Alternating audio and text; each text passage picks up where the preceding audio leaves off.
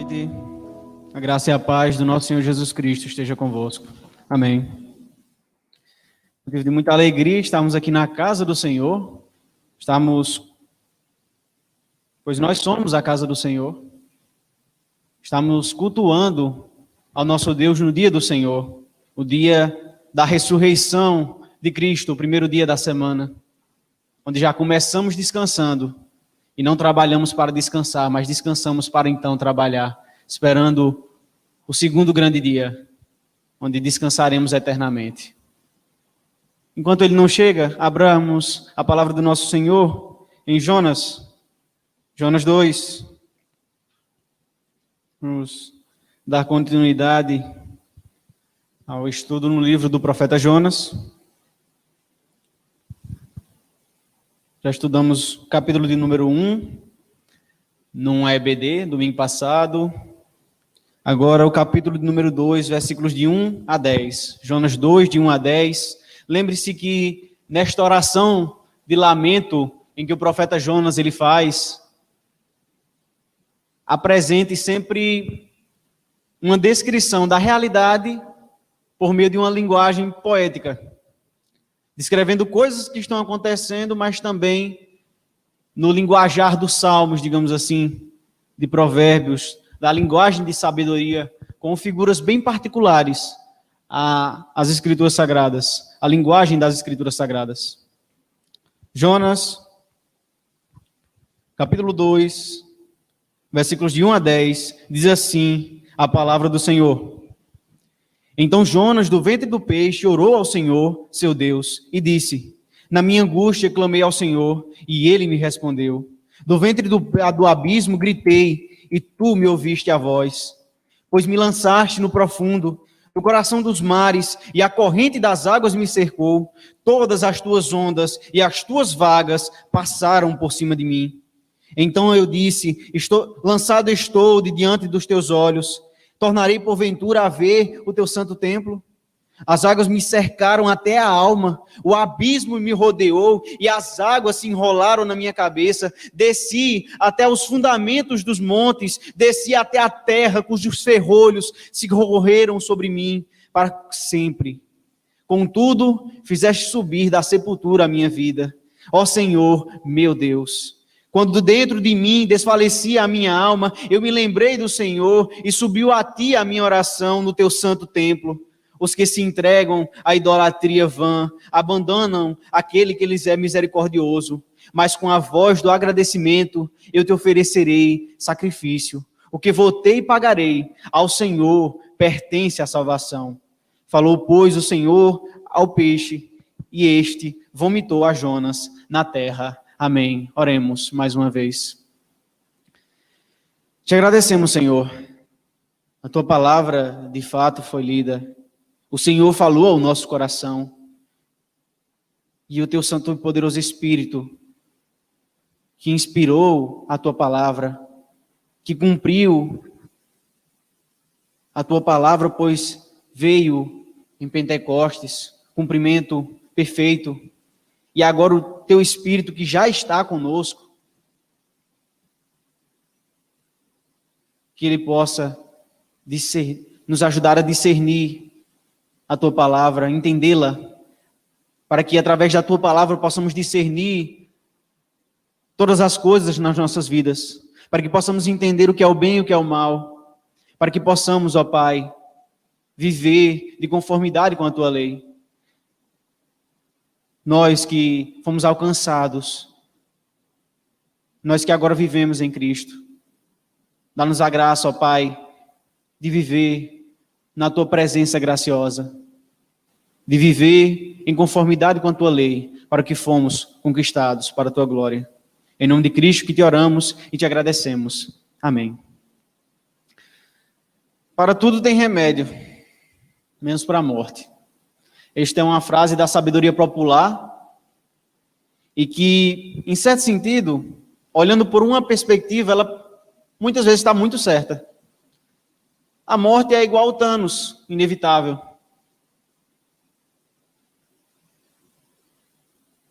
E por mais que a gente corra, e por mais que a gente não queira nem pensar sobre o dia da nossa morte, ela não deixa de ser uma realidade.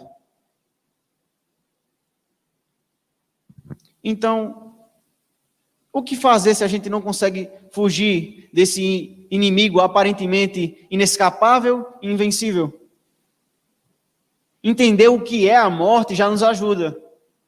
Aqui vários ímpios e mundanos se debatem. Quase ninguém tem certeza. E da afirmativa bíblica eles negam, mas a Bíblia é clara. O salário do pecado é a morte. A morte é consequência do pecado. E o pecado traz separação de Deus. Assim estavam lá no Éden, Adão e Eva, e foram expulsos da presença graciosa do Senhor, da comunhão com Ele. Este é o salário, este é a justa paga para o pecado. E todos nós, meus irmãos, todos pecaram e carecem da glória de Deus. Não há um justo, nem um sequer. Todos nós estamos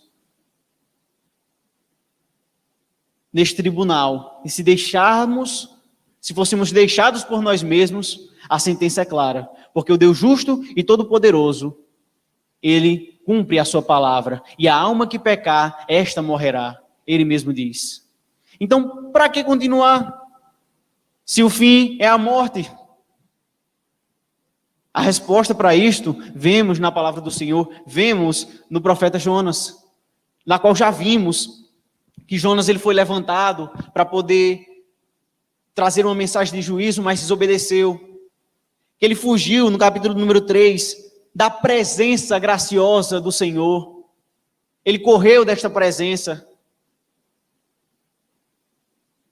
E depois de toda uma tempestade, ele com o coração endurecido, mas mesmo assim prega, e agora é lançado ao mar, o Senhor depara um grande peixe e salva, e tira aquele profeta da fúria do mar, que se acalmou, e agora lança dentro de um peixe.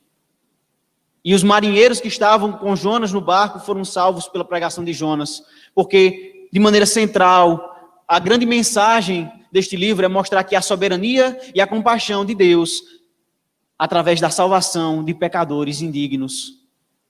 A Escritura nos dá a resposta. Nos dá a resposta porque a salvação é justamente o livramento que Deus nos proporciona da morte. Ele nos paga esta dívida e nos dá a vida eterna. O que é a vida eterna? É ter comunhão com Deus, como a própria palavra diz.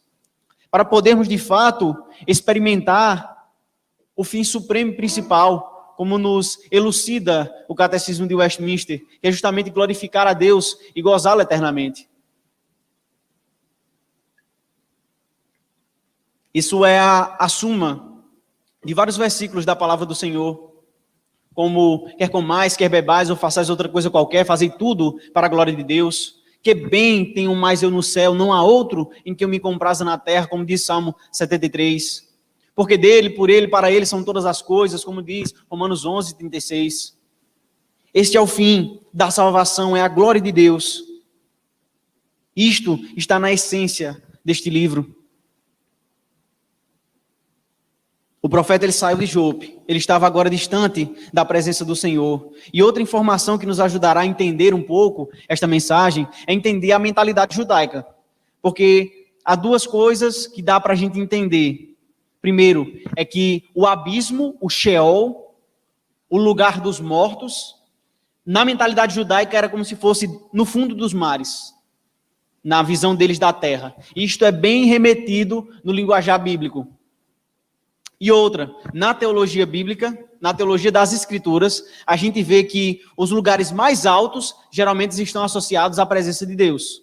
Vá para Salmo 2, versículo 6, diz o seguinte: eu, porém, constituí o meu rei sobre o meu santo monte Sião. Se formos, inclusive, para Ezequiel 28, versículos 13 a 14, diz assim: estavas no Éden, jardim de Deus, de todas as pedras preciosas te cobrias, o sardio, o topázio, o diamante, o berilo, o ônix, o jaspe, a safira, o carbúnculo e a esmeralda. De ouro se te fizeram os engastes e os ornamentos. No dia em que foste criado, foram eles preparados. Tu eras querubim da guarda ungido, e te estabeleci. Permanecias no monte santo de Deus, no brilho das pedras andaste. Aqui é uma descrição do Éden. Vai ter uma discussão se está se referindo ou a Satanás ou a Adão. Mais provavelmente é a Adão. Mas perceba que, ao mesmo momento que dizia que ele estava no jardim do Éden, diz que ele estava no santo monte. Há uma contradição? Não. Por quê? O jardim do Éden é uma localização no topo dessa grande região que já era chamada Éden. O jardim do Éden era o cimo do santo monte. Ali estava a presença de Deus, o santuário. De maneira que quando o ser humano vai sendo expulso, ele vai descendo. Daí esse linguajar bíblico, de quanto mais descida, mais distante da presença do Senhor. É por isso que no Salmo 130 diz, das profundezas clamo a ti, Senhor. Significa que ele estava em profunda angústia, em profundo amargor. E isto é bem perceptível aqui, no capítulo 2 de Jonas, onde novamente um homem levanta ao Senhor uma oração de lamentação,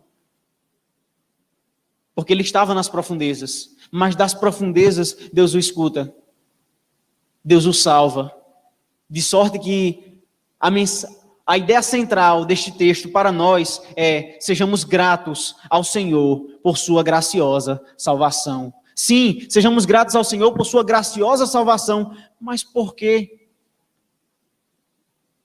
Depois de toda essa reflexão de morte, que todos nós estamos suscetíveis, depois de toda essa angústia que até o profeta Jonas passou, por quê devemos ser gratos? Primeiro, porque Ele nos ouve. Ele graciosamente nos ouve em nossa angústia. Perceba isso nos versículos de número 1 até o versículo 6, letra C, de Jonas, capítulo 2. Que diz assim, versículo 1. Então Jonas, do ventre do peixe, orou ao Senhor, seu Deus. Aqui é mostrado de que agora o profeta faz uma oração ao Senhor, e ele está lá agora nas entranhas do peixe, está na barriga do peixe, está no ventre deste. E ele apresenta ao Senhor no momento em que ele estava desfalecendo ali dentro daquele peixe. Note que as Escrituras, mesmo através de todo o pecado de Jonas, ela nunca nega que Jonas era um servo de Deus. É dito isso lá em 2 Reis 14, 25. O próprio Jonas diz que temia ao Senhor, que servia ao Senhor, mas estava em desobediência. Mas a despeito dessa desobediência, ele faz uma oração ao Senhor. Ele apresenta diante de Deus a sua lamentação. Ele é despertado daquele sono que ele estava no versículo 6 do capítulo 1. E agora sim, ele atende ao clamor do marinheiro. Ora, invoca teu Deus. Agora ele invoca o seu Deus. E a oração de Jonas é permeado pelo linguajar das Escrituras, especialmente pelo livro dos Salmos. Note isso no decorrer da exposição, como no versículo 2. E disse, na minha angústia clamei ao Senhor, e ele me respondeu. Do ventre do abismo gritei, e tu me ouviste a voz. Perceba que é ecoado, até mesmo o Salmo 110, versículo 1. Na minha angústia clamei ao Senhor. Ou o Salmo 130, das profundezas clamo a ti, Senhor. A ideia é justamente o contraste entre angústia e esse ventre do peixe, e esse grito. Esse clamor e esse grito. Essa resposta do Senhor, o Senhor escutar a voz. O profeta está dizendo que ele está numa situação terrível, está numa imensa angústia. As águas estão cercando ele, mas a despeito disso ele passa a clamar ao Senhor. E note que o ventre do peixe agora é associado ao Sheol, do ventre do abismo. Porque de fato parecia um lugar de morto. Imagine um local escuro, sem ninguém, provavelmente nem um pouco cheiroso, porque é o ventre de algum animal, provavelmente o fedor é inimaginável. Então parecia assim, uma cova, um Sheol, um lugar solitário, sem ninguém e cheio de cadáveres, cheio de morte, com cheiro de morte sendo levantado. Era esta a situação de Jonas. Mas a despeito disso, a confiança dele é renovada, porque ele já afirma que o Senhor o escutou. A despeito dele estar naquela situação, o Senhor o ouviu. A esperança dele ainda está presente. Mas ainda que essa esperança esteja presente, ele continua descrevendo o seu lamento. E ele diz: pois me lançaste no profundo, no coração dos mares, e a corrente das águas me cercou. Todas as tuas ondas e as tuas vagas passaram por cima de mim. Aqui também outra associação que tem entre o profundo dos mares e o coração, porque na visão hebraica o coração é o mais íntimo do ser. E ele estava de fato, porque o peixe não permaneceu no raso, ele foi descendo, pelo que a gente entende da oração de Jonas. E ele ecoou até o Salmo 42, todas as tuas ondas e as tuas vagas passaram por cima de mim. A ideia é para descrever o castigo do Senhor, como é dito num salmo messiânico, o Salmo 69, que diz assim, no versículo 1, ao mestre de canto, segundo a melodia, os lírios de Davi, salva-me, ó Deus, porque as águas me rodeiam até a alma. Versículo 2, estou atolado em profundo lamaçal que não dá pé, estou nas profundezas das águas e as correntes me submergem. A ideia é como uma onda que mexe com toda a vida, que não deixa ele inquieto de maneira alguma. E pela ideia do texto é como se o peixe estivesse se movendo e as águas dentro dele também. E a pressão do lado de fora do peixe também afetava lá dentro. Então a situação é de punição. É a punição da ira divina caindo sobre ele por causa de seus erros, de seus pecados. E, inclusive, no versículo 4, ele faz uma reflexão dentro dessa oração. Ele reflete o motivo dele estar em toda aquela angústia. Então eu disse, lançado estou de diante dos teus olhos, tornarei porventura a ver o teu santo monte, teu santo templo.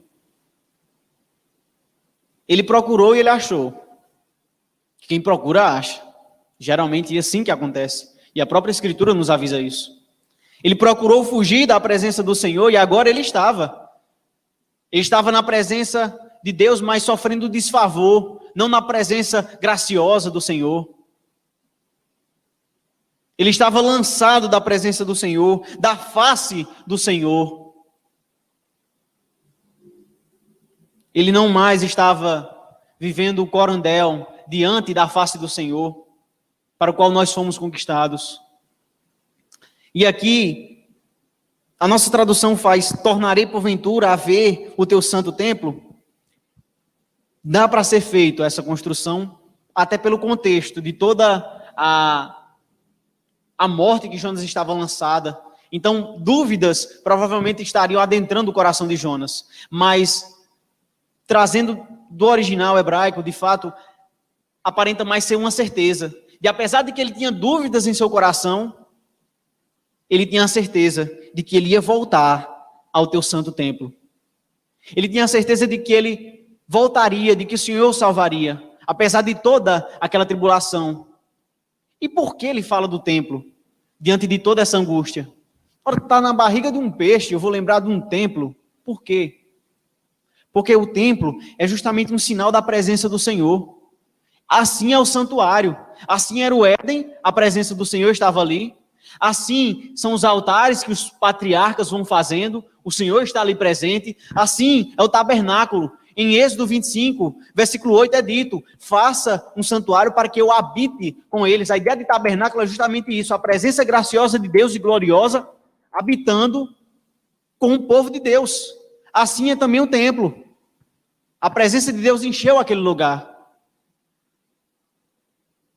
Mesmo lançado de diante da face graciosa do Senhor, o profeta ele quer voltar, ele tem essa certeza de que ele voltará, de que o Senhor salvará. A despeito disto. Inclusive, nessa interpretação, concorda um pouco João Calvino. Mas a despeito disto, dessa certeza, de que até remonta um pouco ao versículo 2, quando ele diz que o Senhor o escutou, o atendeu, ele continua descrevendo seu lamento. As águas me cercaram até a morte, o abismo me rodeou e as águas se enrolaram na minha cabeça. Ele estava, de fato, no fundo dos mares, no abismo, no Sheol.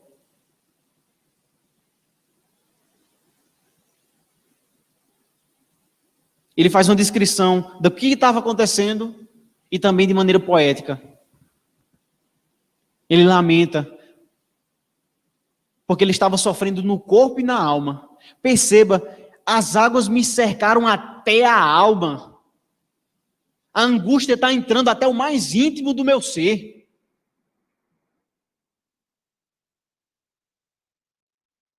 Se a gente passa 1 minuto trancado no elevador, a gente já se desespera. Imagine 3 dias e 3 noites no ventre de um peixe.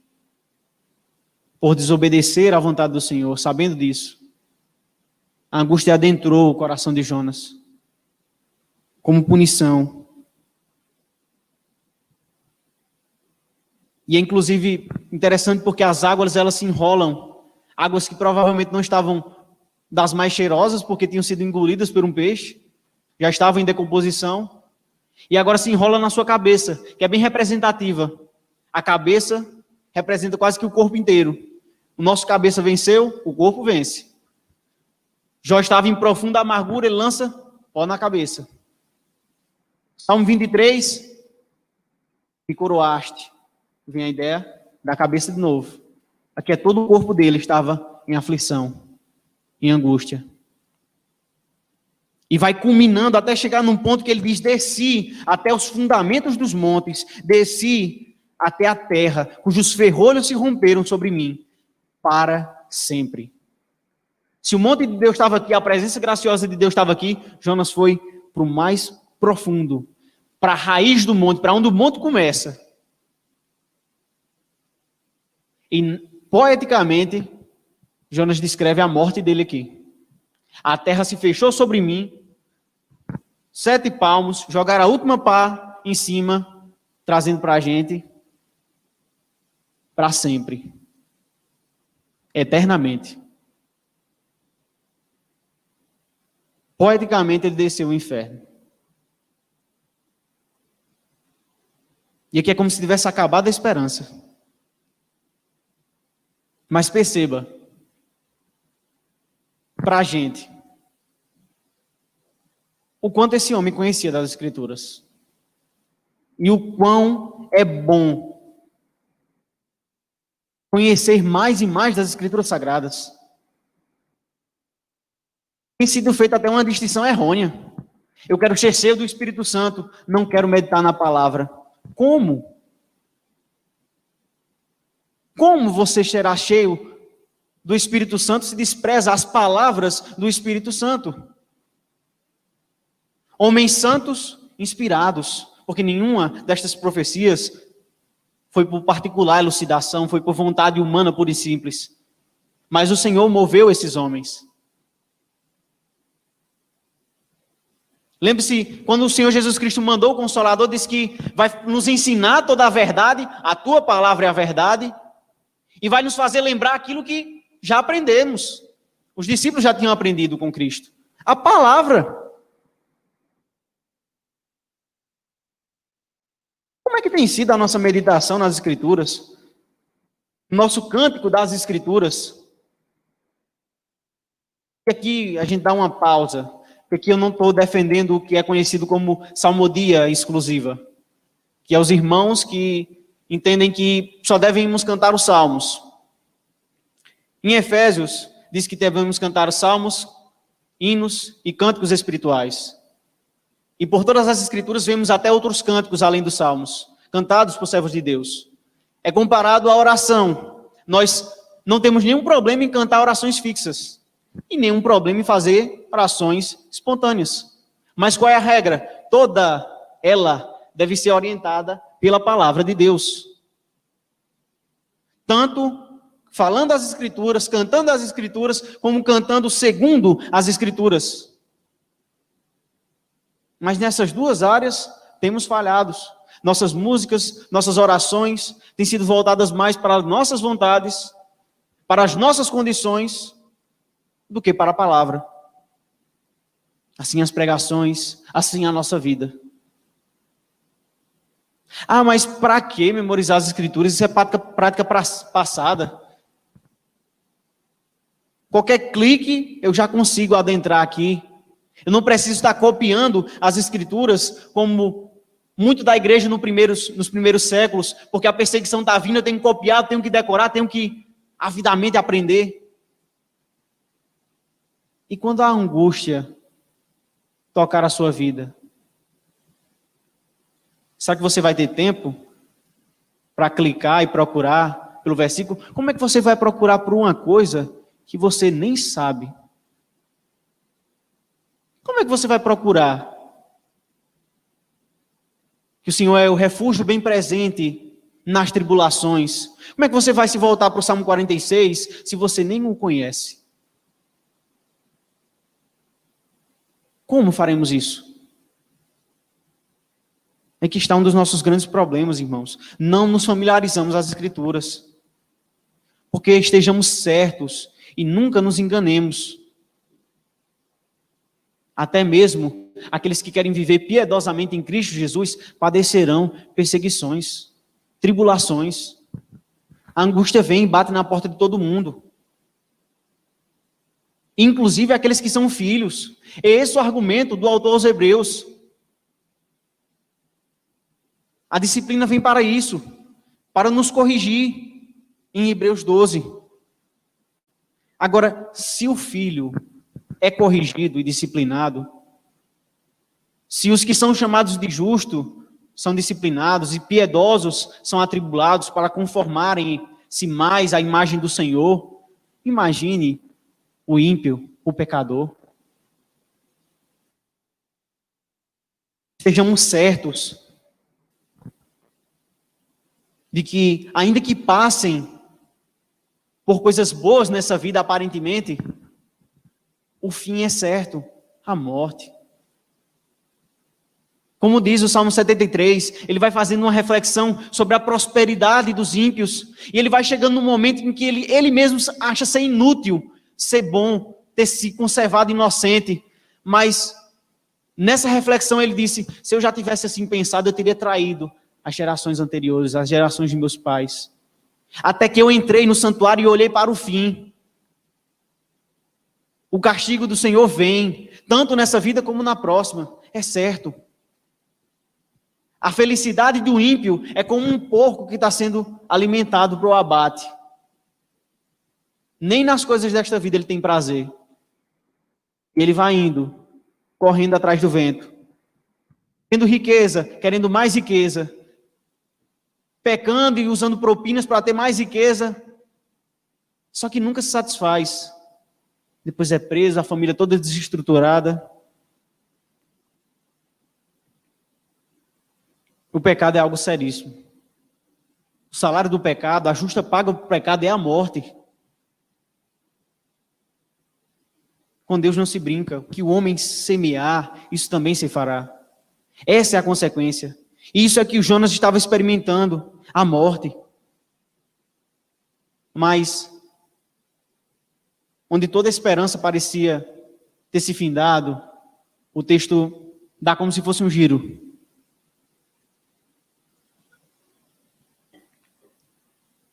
Da morte, Jonas passa para a vida.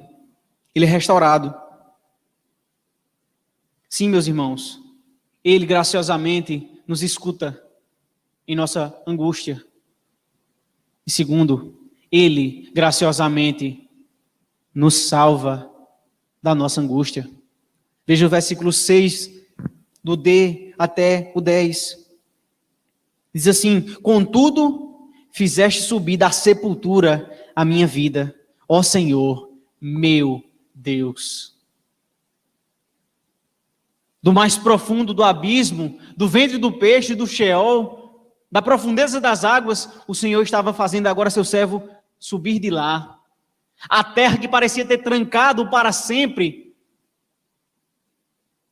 não segurou mais. Há até mesmo uma discussão, porque uns vão dizer aqui que Jonas morreu e ressuscitou, literalmente. E outros vão dizer que foi só poeticamente. Particularmente não vejo como forçar o texto se Jonas tiver morrido de fato e tiver sido ressuscitado. Porque o Senhor Jesus Cristo se compara a este sinal. Assim como Jonas passou 3 dias e 3 noites no ventre do peixe, assim também o Filho do Homem. E essa comparação tem muita força. Mas, ainda que fosse poética, a de Cristo foi literal. E ainda assim, aqui, é como se fosse uma ressurreição de fato. Jonas estava indo para a morte, estava morrendo, estava experimentando a morte, e de lá, das garras da morte, Deus arranca o seu servo. Veja o versículo 3, quando dentro de mim desfalecia a minha alma, eu me lembrei do Senhor, e subiu a ti a minha oração no teu santo templo. Quando ele estava morrendo, ele se lembra do seu Deus. Ele clama ao Senhor. Ele sabe que todo aquele que se voltar em arrependimento ao templo, como foi dito em 1 Reis 8, encontrará restauração. Porque aquele que busca Deus de fato, encontra-o. Esta promessa é garantida, porque até mesmo esse buscar no nosso coração é fruto da obra de Deus em nós. Ele que gera em nós tanto o querer como o realizar. E mais, olhe, versículo 8, os que se entregam à idolatria vã, abandonam aquele que lhes é misericordioso. Porque a desobediência do profeta Jonas, ele mesmo compara como uma idolatria vã. Porque se você não obedece a Deus, você ou obedece a si mesmo, ou obedece a outros. Então, outra pessoa, você está idolatrando ou a si mesmo, ou a outras pessoas. Ou a seu carro, ou a seu emprego, ou a sua família, ou a seu cônjuge, ou ao futuro cônjuge, você não sabe nem se vai casar. Ou um filho que você quer porque quer ter. Ou uma formatura, ou um emprego,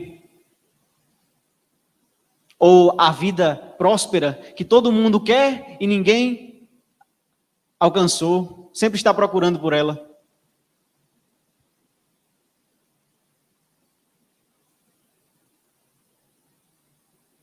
Idólatras eram os pagãos que antes estavam clamando cada um ao seu Deus, no capítulo 1, mas nenhum Deus pôde escutá-los, nem mesmo um. Isso é a vaidade dos ídolos. No Salmo 15 é descrito bem isso. Se eles nem têm vida, como é que eles vão preservar a minha? Se eles nem escutam, nem andam, nem falam, não dá nem para dialogar. Não dá nem para ouvir, não dá nem para clamar por eles. E quem segue pelo caminho dos ídolos se torna como eles. Por isso que é dito, de muitos fariseus, eles tinham olhos, mas eles não viam. Eles tinham boca, mas eles não falavam de fato a palavra de Deus corretamente. O texto vai só sobre olhos e ouvidos. Eles tinham ouvidos, estavam escutando Cristo, mas para eles era só para rejeitar, só para condenação. Assim como nós vemos a palavra, escutamos a palavra e fazemos igual a Jonas. Vamos para o rumo oposto. Não é assim que Deus exige. E essa é a oração de Jonas. Ele vai mostrando que agora o Senhor restaurou e ele entendeu que a desobediência dele, a idolatria é vã, é correr atrás do vento, é inutilidade, não tem proveito, só traz tristeza e sofrimento. Por isso que ele culmina essa oração. No versículo 9, mas com a voz do agradecimento eu te oferecerei sacrifício. O que votei e pagarei ao Senhor pertence à salvação. Salvação para o Senhor, literalmente. Aqui, o profeta agora, em face da salvação, sabendo que será atingido por ela, tendo essa salvação, ele agora pode ser grato por ela. Ele agora pode oferecer a Deus sacrifício de louvor, porque ele foi salvo, porque ele foi alcançado pelo Senhor. O que ele votou, ele vai pagar. Bem parecido com o Salmo 22, que é um voto também, em determinada parte do versículo 25, que é um voto de agradecer a Deus pela salvação providenciada. Aqui é a mesma coisa, ele quer agradecer ao Senhor pelos grandes e poderosos feitos que o Senhor fez na vida dele. E é do Senhor, ele sabe que vem a salvação, que é central nesse capítulo. Até para o indigno, do Senhor vem a salvação, e é somente para o Senhor que é a glória desta salvação. Porque de maneira alguma Jonas mereceu isto.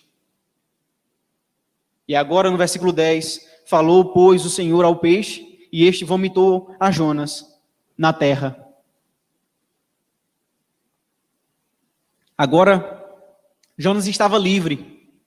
O Senhor, com autoridade e poder, assim, o mesmo Deus que chamou aquele peixe, agora faz com que ele liberte o profeta. E não o jogue no meio do mar, nada até lá se quiser. Não, mas especificamente onde o Senhor mandou, na terra seca. Porque Deus é soberano. Cada um dos seus propósitos santos se cumpre à linha. Não há plano B. É o plano que Deus quer e assim o faz. Deus queria que ele fosse para Nínive pregar contra ela e ele aí iria. Pode dar todo esse contorno segundo a vontade de Deus, mas ele ia voltar para cá.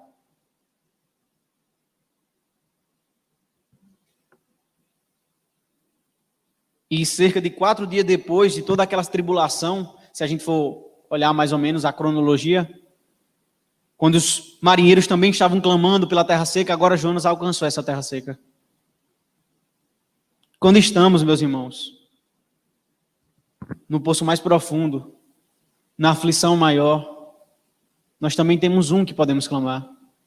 Nós temos um trono de graça para lançar sobre nosso Deus toda a nossa ansiedade. Aquele Deus que se apresentou salvadoramente a todos os tipos de homens, que quer que todos os tipos de homens sejam salvos. Não é que todo mundo, cada pessoa vai ser salvo, não é o universalismo da salvação, porque a Bíblia diz claro, vinde benditos de meu Pai, apartai-vos de mim, malditos. Tem os filhos de Deus, tem os filhos do diabo. Em 1 João é dito isso claramente. Mas o ponto é que você não precisa fazer isso para ser salvo, porque a única coisa que você contribuiu para a sua salvação é a certeza de que você era condenado. Não há ninguém melhor do que ninguém nessa régua aqui. Todos pecaram e carecem da glória de Deus. Não há quem faça o bem, não há nenhum sequer. E todos podem alcançar por meio de Cristo. Aqueles que creem o alcançam. Perceba que os filhos são colocados na disciplina, mas para aproveitamento. Porque como Jonas estava tão insensível que a voz de Deus e a do seu próximo, correndo desesperado, e ele nem para fazer uma oração, nem para obedecer a voz do seu Deus. Ele desceu e foi dormir. E por meio de toda essa disciplina, o Senhor o desperta. O Senhor o incomoda. Isso não é muito diferente de nós. Essa pandemia foi muito oportuna. A pandemia mudou drasticamente as pessoas. Será? Também mudou, de fato. Mas por vezes a pandemia só mostrou que já estava dentro do seu coração. Alguém que se preocupa mais consigo e com a sua vida do que com Deus e sua palavra. Ah, mas e tem como evangelizar em tempos de pandemia? É impossível, como? Eu posso ser morto? Parabéns. A igreja estava sendo perseguida no primeiro século, sendo morta, e evangelizava.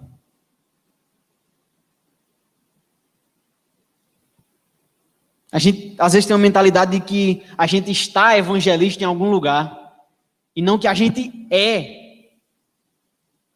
São os pecadores que fomos salvos, e a qualquer um que está ao nosso redor, até mesmo a nossa família. Ela deveria ser a primeira, na verdade. As pessoas que temos contato, deveríamos anunciar a salvação. Percebam, meus irmãos, que até mesmo a tribulação corrobora nos projetos de Deus. Tanto é que Tiago chama a felicidade aqueles que passam pela provação, porque elas levam a perseverança. Elas vão moldando o caráter. Ah, mas eu sou indigno do perdão de Deus. Olha o que eu fiz, olha o que eu deixei de fazer. Como é que Jonas alcançou? Depois de tudo isso, você está começando a entender o Evangelho. Porque o Evangelho é justamente isso. Não é os merecedores que alcançaram por si a salvação, mas são os injustos que pela morte do justo alcançaram a redenção. Esse justo sim, que não como Jonas, que estava apenas sofrendo o castigo de seus próprios pecados, mas ele, inocente, sofreu em nosso lugar. Ele experimentou o abandono total e completo. Ele clamou, Deus meu, por que me desamparaste? E nenhuma voz de restauração veio. No Monte da Transfiguração veio, esse é meu filho amado em quem me comprazo. Aqui, silêncio.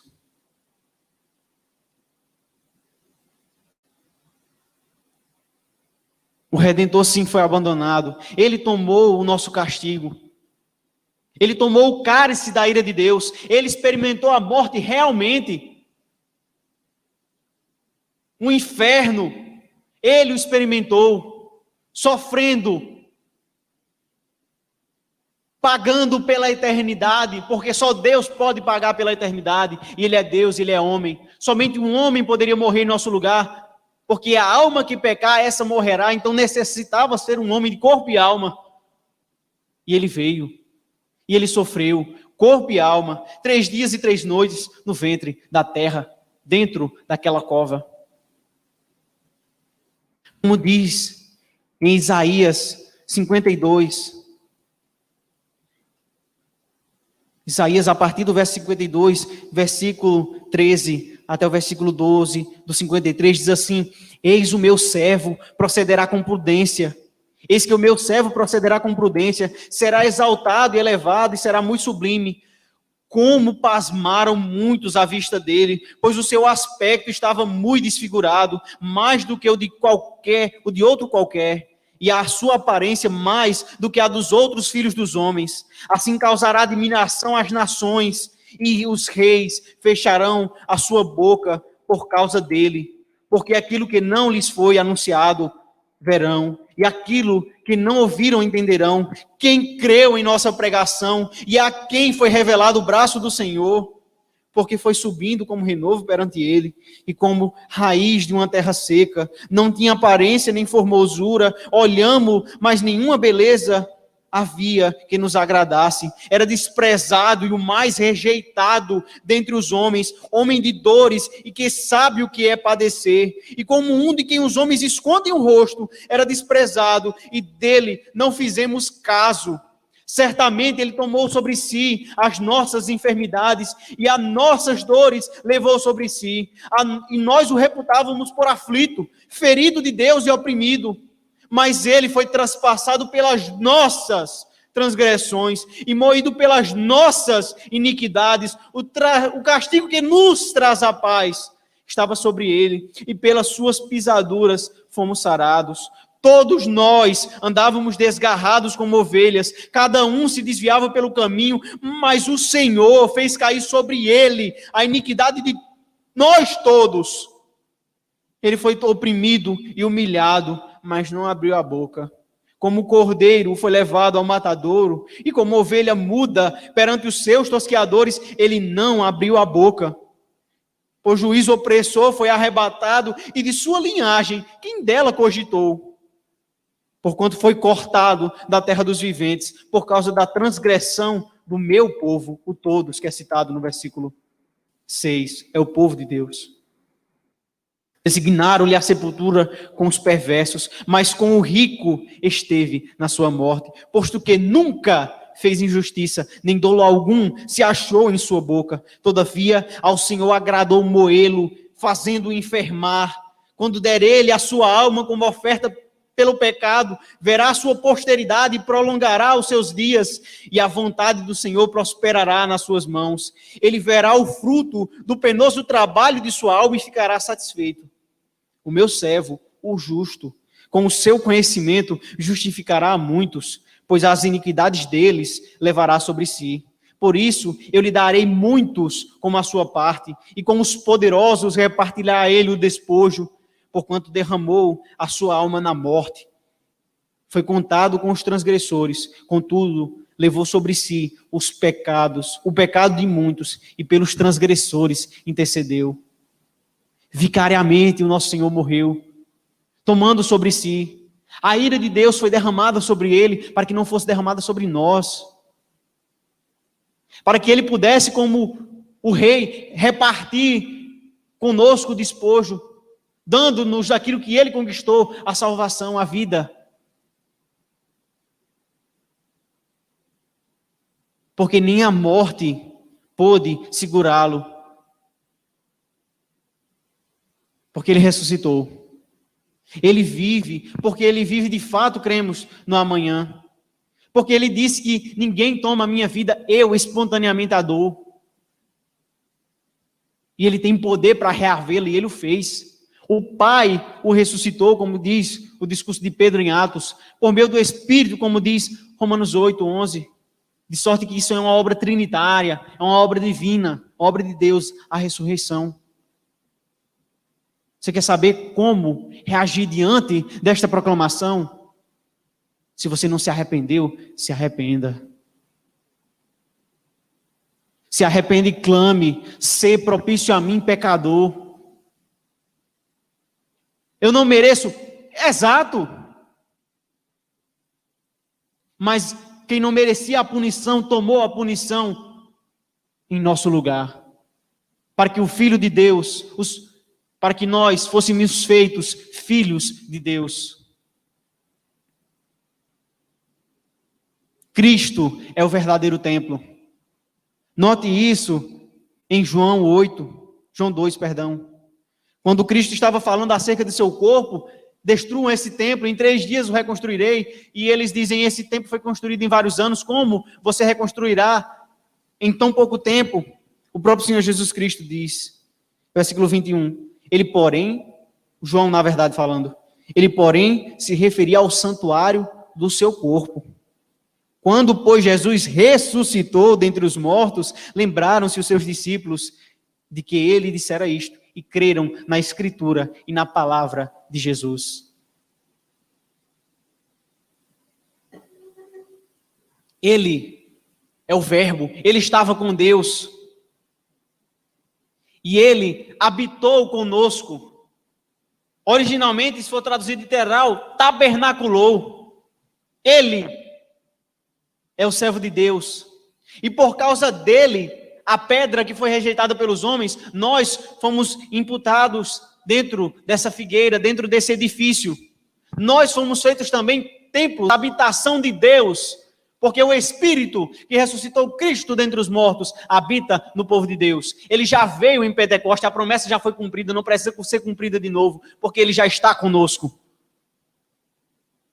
Se temos o Espírito de Deus, somos filhos de Deus. Somos parte desse templo, desse santuário, porque o santo habita em nós, porque o santo nos santificou. Que alegria, meus irmãos. Então, é poder viver, de fato, diante da face graciosa, diante do nosso Deus, em todos os momentos de nossas vidas. Que alegria, meus irmãos, poder chegar e com Paulo poder dizer: onde está a morte e a tua vitória? Graças a Deus que nos dá a vitória por meio de Cristo. Ele venceu a morte.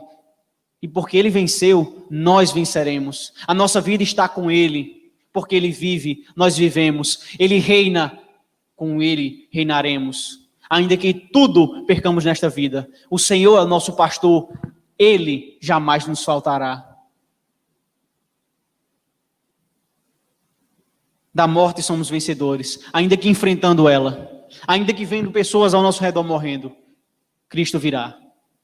A morte não nos segurará, com Ele estaremos. Que Ele assim nos abençoe e nos ajude. Oremos mais uma vez. Senhor, te agradecemos, sabendo que o Senhor é o Deus que dá a vida, o Senhor é o Deus que a tira, o Senhor é o Deus que nos deu a vida eterna, mediante o nosso Senhor e Salvador Jesus Cristo. O teu Espírito habita em nós, é o penhor, é o selo, é a garantia da nossa herança, da certeza de que somos salvos. O Senhor verá aqueles pelos quais o Senhor morreu e o Senhor ficará satisfeito. Nenhum cairá, nenhum será arrebatado das tuas mãos, nenhum será motivo de desgosto, porque o teu sacrifício é eficaz. A tua palavra cumpre o propósito, ela não volta para ti vazia. De sorte que aqui também, Senhor Deus, onde a tua palavra é lida, onde a tua palavra é exposta, traz pecadores ao arrependimento, Senhor. Mortos em delitos e pecados, faz o milagre da ressurreição, trazendo-os para a vida em Cristo. E que todos salvos possamos esperar pela grande ressurreição, nós o que já temos a vida de Cristo, que possamos esperar pelo grande livramento do pecado, onde a presença dele não mais existirá e estaremos restaurados de fato e plenamente. Glorifica teu nome, Senhor. Ajuda o teu povo. Em nome de Cristo que te oramos, te agradecemos. Amém.